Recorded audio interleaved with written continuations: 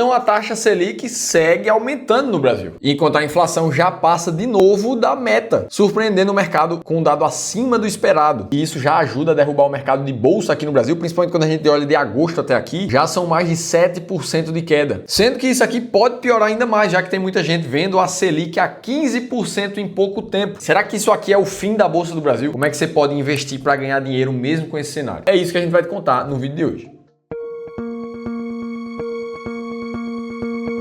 Boa, vamos lá. Nessas últimas semanas, a gente tem visto o mercado inteiro aumentando suas expectativas para a Selic. Inclusive o próprio Banco Central com o Boletim Focus, que já projetam ali 12% para o final de 2025 com inflação ainda acima do teto. E a gente precisa lembrar que o Boletim Focus é basicamente a visão que o Banco Central tem sobre a economia. Agora, não é só ele que faz as próprias análises. O mercado financeiro também faz as análises do quanto é que ele acha que os juros vai estar no futuro. E quando a gente dá uma olhada nessas cotações aqui, a gente vê taxas de DI futuro, de juros futuro, passando de 14,5% para 2027, por exemplo. Em alguns momentos já chegaram a tocar os 15%. Por isso que tem muita gente já verbalizando isso aqui. Previsão de Selic a 15% para 2025. E é importante a gente dar um contexto nisso aqui, porque essas previsões, essas projeções, elas mudam o tempo todo. No final do ano passado, para quem não lembra, a expectativa era que a Selic no final de 2024 fosse de 9%. Basta a gente buscar um pouquinho no passado e ver prints como esse ali. E os juros futuros acompanhavam essa expectativa da época. Ora, se a expectativa da Selic era de queda, por consequência, o que o mercado enxergava para o Ibovespa em 2024 era algo que não ocorria há mais de 4 anos, um ciclo de queda dos juros. Inclusive, podendo bater 145 mil pontos no Ibovespa no final do ano. Só que o que é que a gente viu de verdade? Na metade do ano, a Bolsa do Brasil já era a pior do mundo. Isso se repetiu ainda no mês de setembro, até que a gente já está em dezembro e a gente vê o patamar da Bolsa em 128 mil pontos, bem distante daqueles 145 mil de projeção. E se a gente olhar a Bolsa do Brasil em dólar ainda mais, a gente vê uma queda, na verdade, de 25%,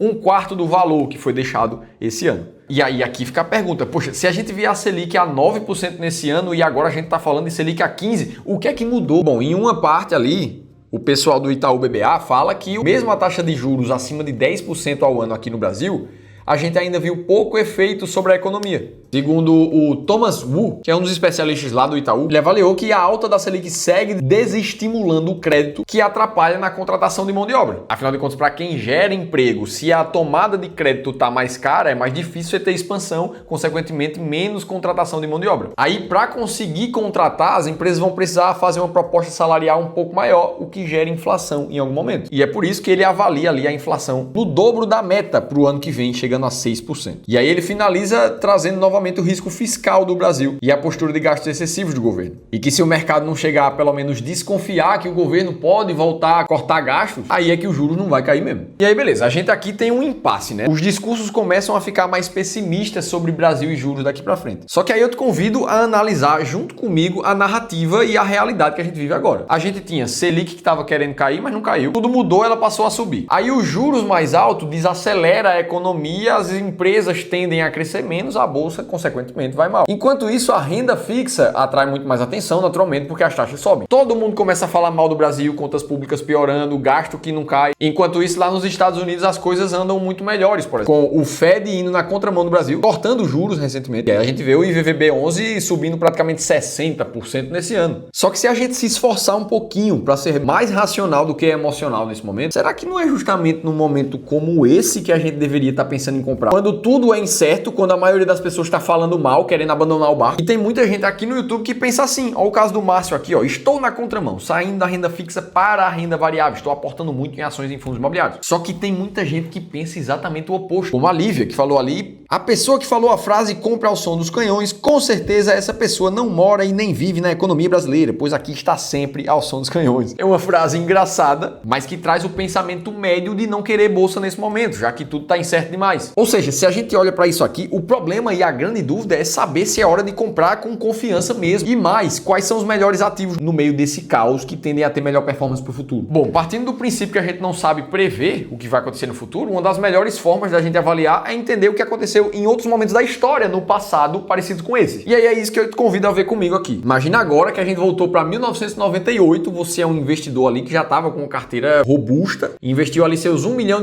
naquela época na Bolsa do Brasil. Porque, pô, você queria ali crescer seu patrimônio com o tempo, ninguém estava pensando na aposentadoria daqui a 10, 15, 20 anos. Só que naquela época, o Brasil vivia um momento em que o dólar estava voltando a subir bastante. A gente estava finalizando o controle da inflação, porque afinal de contas o Plano Real tinha entrado em vigor em 1994, eram 4 anos depois. E na tentativa de segurar dólares, o que a gente viu foi uma taxa de juros bater praticamente 50% ao ano. Ou seja, você estava ali investindo na bolsa, enquanto seu colega, seu vizinho, seu amigo de trabalho, seu familiar que estava investindo na Selic, no CDI na época, o cara estava ganhando 50% ao ano. E aí o que aconteceu praticamente no último trimestre de 1998? A gente viu a Bolsa do Brasil cair 65%. E aí imagina você lá, com as economias que você montou ao longo da tua vida, 1 milhão viraram 350 mil reais. Sinceramente, num momento como esse, o que é que você fala em casa? Como é que você conversa com a sua esposa, com o seu esposo? Como será que foi viver aquele momento ali? A pessoa pensou provavelmente em vender tudo, ir para renda fixa e não ter mais dor de cabeça, conseguir dormir tranquilo. Bom, o ponto disso tudo é que hoje, em 2024, mais de 25 anos depois, é muito fácil de avaliar. Aquela crise que derrubou o mercado em 65%, ela ficou, na verdade, num pontinho vermelho que não parece nada no gráfico do que aconteceu nos anos depois com o Ibovespa. Para quem ficou no mercado até ali depois de 2020, os próximos 20 e poucos anos, o mercado entregou a rentabilidade de mais de 10 vezes o capital. Ou seja, aquele 1 milhão virou 10 milhões. Isso é muito mais do que a correção da inflação, do que qualquer outra coisa que você colocar na conta. Só que o grande ponto aqui, para a maioria das pessoas, não virou, não teve rentabilidade. Porque alguém fez algo errado no meio do caminho, saiu justamente na hora da emoção errada, tomando atitudes precipitadas. E é por isso que se você não tem uma estratégia racional que te coloque nos trilhos, mesmo que o mercado esteja em pânico dizendo para todo mundo vender, ou em ganância dizendo para todo mundo comprar, como estava em 2019, onde a bolsa só subia, e a renda fixa naquela época estava pagando ali seus 2% ao ano. Todo mundo só queria falar de bolsa. Sendo que na prática, com estratégia clara, o que é que a gente estava fazendo? A gente aqui do Clube do Valor, na nossa gestora de investimentos, mês após mês a gente vendia milhões e milhões de reais de ações e fundos imobiliários, justamente porque o mercado não parava de subir e a nossa estratégia manda a gente vender quando as coisas estão caras e comprar quando as coisas estão baratas. O que é que aconteceu em março de 2020? A gente viu o mercado cair 46%. E era naquela hora que a Covid estava se instaurando no mundo todo, lockdown começando. Os principais especialistas de bolsa de investimentos do mundo todo puxavam muito mais para cautela, para guardar um pouco mais, não invista agora, não vá pesado, segura um pouco. E na prática o que a gente fez foi vender mais de 10 bilhões de reais de renda fixa para comprar mais de 11,5 em ações e fundos imobiliários. Ah, Felipe, vocês adivinharam o futuro, vocês fazem boas projeções? Absolutamente não, ninguém sabia que essa crise ia acontecer. Só que uma estratégia clara nos obrigou a fazer a coisa certa. E o melhor de tudo é que eu separei umas novas vagas para nossa consultoria gratuita aqui do Clube do Valor. É nela que um dos nossos especialistas treinados com esse tipo de estratégia aqui vai te mostrar como colocar isso na prática, na tua carteira individualmente. E é por isso que eu vou deixar um QR Code aqui para você encontrar o único caminho possível para você saber sempre o que comprar e o que vender no mercado. Preencha o formulário que vai aparecer aqui nesse QR Code ou no link da descrição do vídeo. Se inscreve para uma das vagas da nossa consultoria gratuita. É 1 hora gratuita mesmo. Você não tem que pagar nada por isso, então no mínimo você vai ter uma segunda opinião profissional de como você está investindo hoje. E aí fica a última pergunta do vídeo. Será que a bolsa vai acabar? Como é que você pode fazer para investir bem mesmo nesse cenário? Bom, sinceramente, se a bolsa vai acabar ou não tem como a gente saber porque a gente não prevê o futuro. Agora, tem duas coisas que você pode fazer a partir de hoje para você garantir que você vai ter uma boa performance no mercado. A primeira delas é prestar atenção na tua economia pessoal. Por exemplo, você já parou para refletir sobre a sua inflação familiar? Quantos seus gastos avançaram de um ano para o outro? Imagina que no ano passado você tinha um custo de vida ali de 10 mil reais por mês. Só que nesse ano você teve um aumento salarial, acabou assumindo ali mais uns luxos, comprou um carro novo, se mudou de apartamento. E aí quando você junta tudo com tudo, você agora gasta 15 mil reais por mês e não mais 10. Ou seja, sua inflação de um ano para o outro foi de 50%. Ora, a gente tem um número aqui. Se sua renda saiu de 15 mil para 30 mil reais, você dobrou, foi 100% de aumento de renda,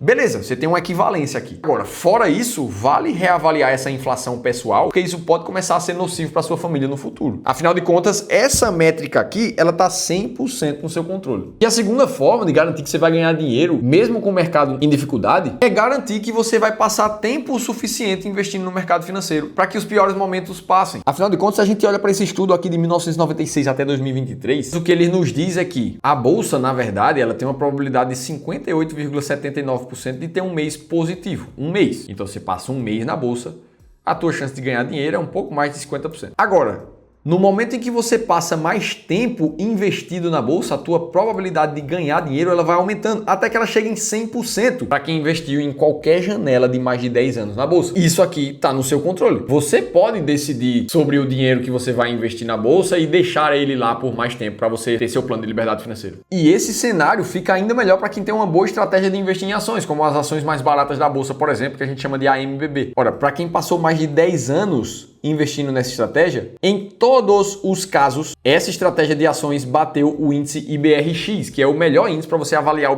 o mercado de ações do Brasil. Com uma estratégia validada, passando o tempo suficiente, você garante que você vai ter uma performance acima da média do mercado de ações. E se você quiser entender ainda melhor essa estratégia e mais, conhecer 10 empresas que estão extremamente baratas nesse mês, você está vendo o vídeo, aí eu te convido a baixar um e-book gratuito que a gente escreveu para te contar tudo isso, vai estar aqui no link da descrição do vídeo. Agora, se você quiser entender por que o Banco do Brasil é a pior ação para muita gente em 2025, você precisa assistir esse outro vídeo aqui que eu te contei tudo isso em detalhes e eu vou estar te esperando por lá.